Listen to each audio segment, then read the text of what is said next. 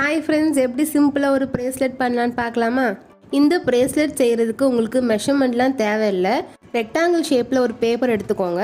எடுத்துட்டு உங்களுக்கு எந்த சைஸ் வேணுமோ அந்த அளவில் கோடு போட்டுட்டு 2 கார்னர்லேயும் ஹார்ட்டின் ஷேப்பில் ஏதாவது வச்சு இந்த மாதிரி வரைஞ்சிக்கலாம்.